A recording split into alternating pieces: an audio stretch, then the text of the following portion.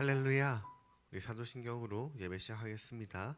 전능하사 천지를 만드신 하나님 아버지를 내가 믿사오며 그 외아들 우리 주 예수 그리스도를 믿사오니 이는 성령으로 잉태하사 동정녀 마리아에게 나시고 본디오 빌라도에게 고난을 받으사 십자가에 못 박혀 죽으시고 장사한 지 사흘 만에 죽은 자 가운데서 다시 살아나시며 하늘에 오르사 전능하신 하나님 우편에 앉아 계시다가 저리로서 산 자와 죽은 자를 심판하러 오시리라.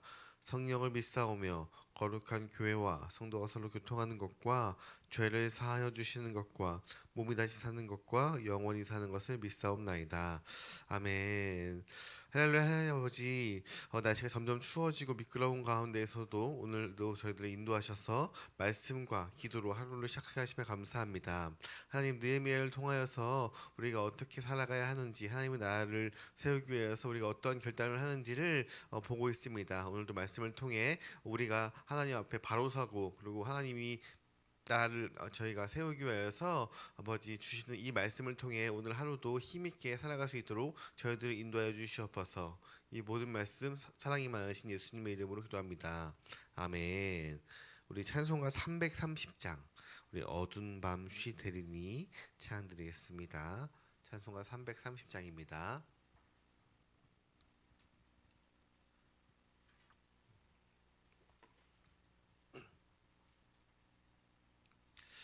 어두운 밤 쉬되리니 내 직분 지켜서 찬 이슬 맺힐 때에 일찍 일어나 해 돋는 아침부터 힘써서 일하라. 일할 수 없는 밤이 속히 오리라. 어두운 밤 쉬되리니 내 직분 지켜서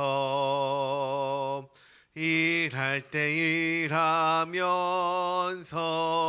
놀지 말아라. 낮에는 수고하나 쉴 때도 오겠네. 일할 수 없는 밤이 속히 오리라. 어두운 밤 쉬되리니 내 직분 지켜서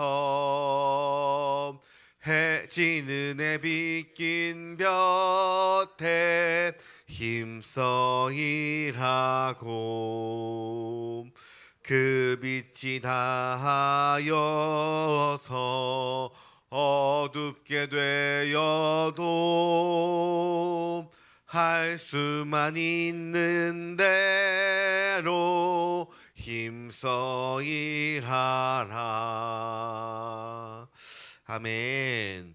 오늘 함께 나눌 말씀은 느헤미야서 11장 우리 1절부터 36절까지 말씀인데요. 우리 읽기는 1절부터 3절까지 읽도록 하겠습니다. 느헤미야서 11장 1절부터 3절까지 읽고 나누기는 우리 11장의 전체 말씀 나누도록 하겠습니다. 우리 1절부터 3절까지 다 같이 합독으로 읽겠습니다. 시작. 백성의 지도자들은 예루살렘에 거주하였고 그 남은 백성은 제비 뽑아 10분의 1은 거룩한 성 예루살렘에서 거주하게 하고 그 10분의 9는 다른 성읍에 거주하게 하였으며 예루살렘에 거주하기를 자원하는 모든 자를 위하여 백성들이 복을 빌었느니라. 이스라엘과 제사장들과 레위 사람들과 느디님 사람들과 솔로몬 신하들의 자손은 유다 여러 성읍에서 각각 자기 성읍 자기 기업에 거주하였느니라. 예루살렘에 거주한 그 지방의 지도자들은 이러하니. 아멘. 할렐루야. 이것은 하나님의 말씀입니다. 오늘 본문은 총 세 단락으로 나누어서 우리가 볼 수 있는데요. 먼저는 예루살렘에 거주할 자를 선발하는 것이고요. 두 번째는 그 예루살렘에 거주할 자의 명단이 기록되어 있습니다. 그리고 마지막으로 유다와 베냐민 자손의 이 이 이스라엘 거주에 대해서 이제 기록을 하고 있습니다. 그 중에 첫 번째 이 예루살렘의 거주자를 선발하는 과정이 나오는데요. 이 과정이 조금 특이합니다. 우리 1절의 말씀을 다시 보시면 백성의 지도자들은 예루살렘에 거주하였고 그 남은 백성은 제비 뽑아 10분의 1은 거룩한 성 예루살렘에서 거주하게 하고 그 10분의 9는 다른 성읍에 거주하게 하였으며, 보시면 지금 이 예루살렘에 거주할 사람을 이제 뽑는데 어떻게 뽑냐면 제비를 뽑아서 거주하게 됩니다. 그래서 우리가 제비 뽑는 것을 우리가 흔히 많이 봤으니까 그냥 지나갈 수 있는데 우리가 생각할 때 모든 사람이 이 예루살렘에 살길 원하니까 제비를 뽑아서 거주하게 했나? 라는 이런 생각을 하게 되잖아요. 근데 이 예루살렘에 살 사람을 제비를 뽑은 이유는 그게 너무 인기가 많아서 누구나 살고 싶은데 수요가 그만큼 할 수 없으니까 제비를 뽑자 이렇게 이야기한 것이 아니라 그곳에 살고 싶지 않아 하니까, 사람들이 예루살렘에 살고 싶지 않아 하니까 예루살렘을 세우기 위하여서 누군가는 살아야 하지 않겠나? 라는 마음으로 지금 제비를 뽑은 것입니다. 왜냐하면 이 예루살렘 성도요, 이 철저하게 다 폐허가 된 상태예요. 다 무너진 상황입니다. 그래서 특별히 지금 이들의 어떤 지금 처지냐면 포로에서 귀환해 왔기 때문에 지금 어디서 살고 싶었냐면 나의 땅, 나의 조상들이 살고 싶었던 그 땅에 살고 싶었던 마음이 있었던 것이에요. 그래서 나의 삶, 나의 지경, 나의 성읍, 나의 집, 이런 나의 것을, 내 것을 살고 싶은 마음이 이 백성들에게 있었습니다. 그래서 소유지도 없고 그리고 땅도 없는 예루살렘에서 내가 왜 살아야 돼? 그러니까 나는 조상들에게 살고 싶었던 땅에서 우리 그 땅을 회복하고 그리고 조상의 집에서 나의 삶을 이루는 것을 소망한다. 이게 이때의 백성들의 보편적인 생각이었습니다. 그때 이들이 제비를 뽑아서 그 민족들 가운데 10분의 1씩, 각각 민족들 가운데 10분의 1씩 예루살렘에 살도록 제비를 뽑는데요. 근데 중요한 것은 그러한 마음을 다들 갖고 있었지만, 내가 그래도 포로 귀환해서 우리 땅, 내 땅에서 조금 더 내 것을 누리고 조금 살고 그다음 헌신을 하고 싶은 그러한 생각이 있었지만, 중요한 것은 제비를 뽑은 다음에 그 예루살렘에 살게 된 이들이 억지로 끌려온 것이 아니라는 것입니다. 2절을 보시면 예루살렘에 거주하기를 자원하는 모든 자를 위하여 백성들이 복을 빌었느니라. 물론 이들도 처음에는 자원하는 마음으로 이곳에 살고 싶었진 않았습니다. 왜냐하면 나의 삶을 먼저 세우는 것이 이들의 마음에 있었기 때문에, 포로 귀환의 이런 상황들 가운데 어렵고 힘들고 지금 이것을 건축하면서도 엄청난 고난들이 있었잖아요. 그렇기 때문에 나의 것을 먼저 세우기를 원했지만, 중요한 거는 제비를 뽑혔을 때 이들이 저항하지 않았습니다. 그리고 인정하기 시작했습니다. 하나님이 나를 부르셨으니까 내가 나의 삶을 세우는 것이 아니라 하나님의 나라를 먼저 세우겠습니다. 이러한 결단과 의지로, 자원함으로 그 자리에 나아갔다는 것이에요. 그러니까 제비를 뽑으니까 그들이 낙심을 하고 좌절과 낙망함으로 왜 내가 뽑혔지? 난 싫어. 이렇게 그곳에 간 것이 아닌, 정말 주님이 나를 부르셨으니 내가 주의 나라를 세우겠습니다 라는 그러한 마음으로, 기쁜 마음으로 나아가서 이 예루살렘 성전을 힘있게 세웠다는 것이에요. 예루살렘에 거하는 것은 개인적인 이러한 만족, 나의 것을 좀 포기하고 나아가야 하는 것이지만, 그런데 하나님의 영광과 공동체적인 그것의 결정에 헌신하는 마음이 있어야 되는 것이에요. 우리가 예배와 봉사, 나눔과 섬김은 우리에게 불편과 희생을 요구합니다. 세상의 기준으로 볼 때는 뭔가 손해를 보는 것 같은 것을 요구합니다. 그런데 하나님의 나라는 그러한 자원하는 자를 통해서 세워지는 것이에요. 제가 이제 사역을 올해 이제 10년이 좀 넘게 지금 이 전도사 사역을 하고 있는데, 주일학교부터 제가 시작을 했는데 항상 이 12월들 되면은 참 고민이 많아요. 왜냐면은 이제 교사도 세워야 되고 또 어떤 과도 세워야 되는데, 이때마다 항상 교사 하시던 분이 하는 말이 전사님 저는 올해까지만 하겠습니다. 내년 안 하겠습니다. 이렇게 참 말하는 사람들이 참 많았어요. 근데 그 사람들을 또 제가 한 번 더 권면하고 얘기를 하면은 고민들을 막 하면서 나는 진짜 올해까지만 하기로 결심을 했는데 전사님이 한 번 더 저한테 요구를 하니 제가 기도해 보겠습니다라고 하고 저도 제 마음 돌리는 마음으로 기도하고 있거든요. 그런데 정말 감사하게 그분들이 기도를 하다가 제가 더 권유하진 않았어요. 막 억지로 하고 하지 않았어요. 왜냐면 그게 하나님 앞에 굉장히 좋은 곳으로 쓰임 받는 자리인데 그런데 감사하게도 그 마음들이 있었으나 내가 내년에는 조금 더 편하게 교회를 다니고 싶고 조금 더 내가 그냥 얽매이지 않고 하고 싶은데 라는 마음이 있었지만 그분들이 자원하는 마음으로 감사한 마음으로 그 자리를 섬기는 모습을 보았습니다. 오늘 이 이스라엘 사람들도 이러한 마음인 것이에요. 내가 당장은 내 걸 좀 더 세우고 싶었지만 내가 하나님의 나라를 위해서 하나님이 부르신다면 내가 순종하고 나아가겠습니다.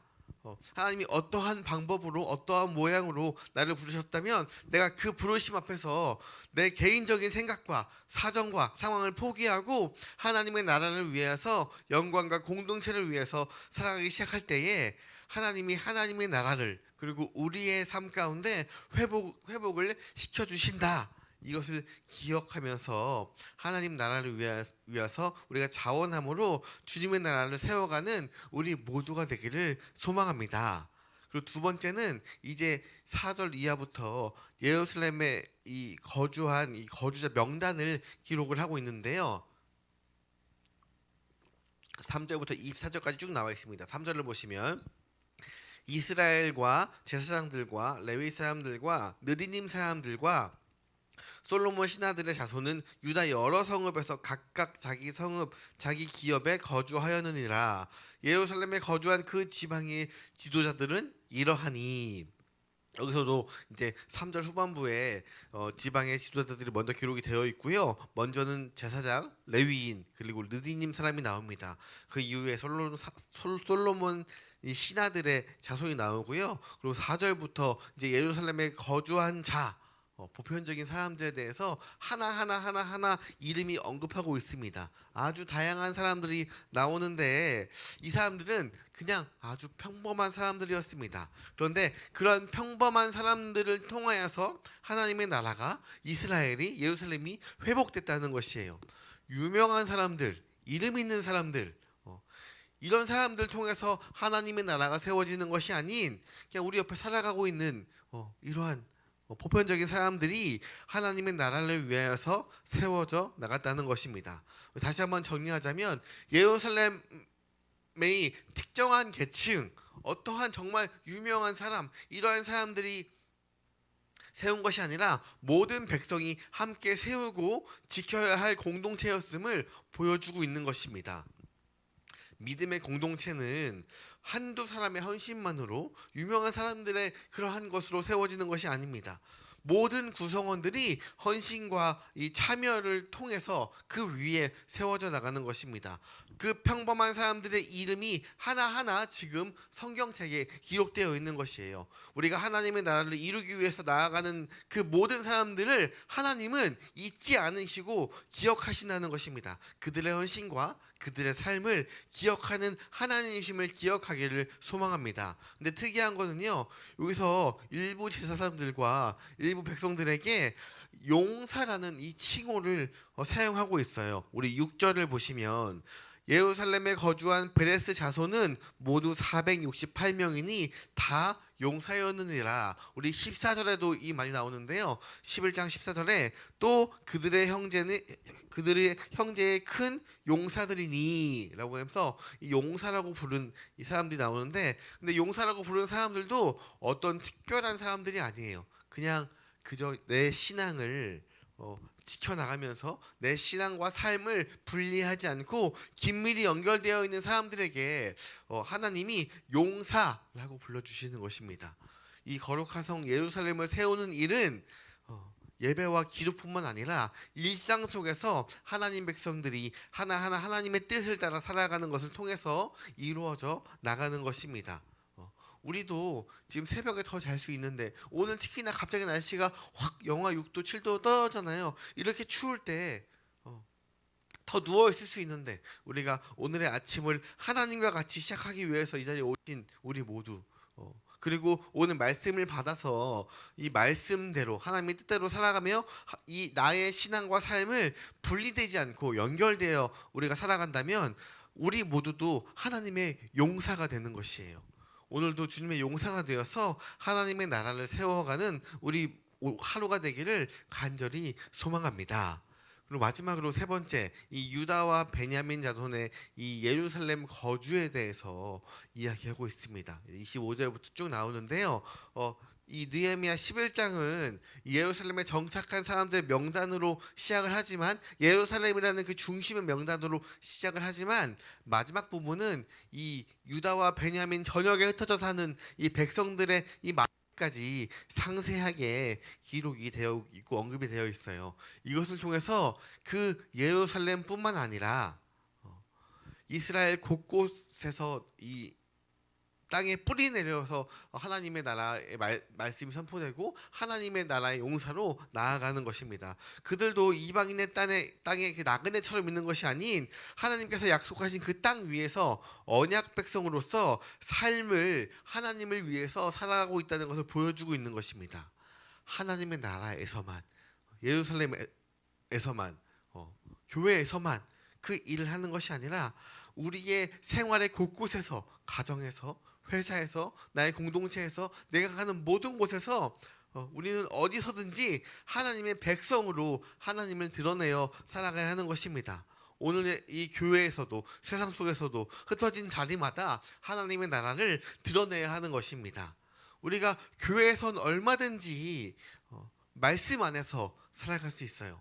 서로 사랑하고 봉사하고 하나님의 이름을 높이고 그 은혜 받은 공동체로 살아갈 수 있는 것입니다. 그런데 중요한 것은 예루살렘뿐만이 아닌 교회뿐만이 아닌 세상에서도 하나님 나라는 드러내고 살아야 하는 것이에요. 내 삶을 통해 드러내고 살아야 하는 것입니다. 그럴 때에 우리의 가정과 우리 모든 공동체에서 하나님의 주님이 높여지고 그리고 주님의 용사가 되어서 우리가 세상에서 하나님이 주시는 그 구원, 그 은혜가 얼마나 큰 것인지 그 나를 통해서 그 구원의 소식이 은혜의 소식이 곳곳마다 다 나아갈 때에 우리가 하나님의 용사로서 오늘 하루도 하나님의 우리의 이름을 기억해 줄 만큼 우리의 삶이 드높아지는 것입니다.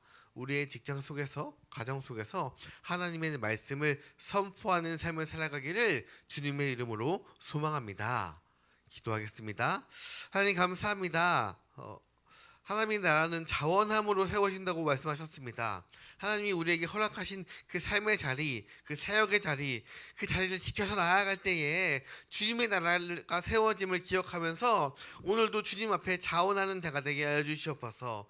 하나님의 나라는 아주 유명한 그 소수의 어떤 사람들이 세우는 것이 아니라 평범한 우리들이 함께 모여서 세워가는 것입니다. 우리들 통해서 세워나가실 그 놀라운 주님의 나라를 기억하면서 우리가 교회뿐만 아니라 삶의 자리에서도 주님을 증거하고 복음을 전할 수 있는 우리 한 사람 한 사람 주님의 용사로 인도하여 주시옵소서.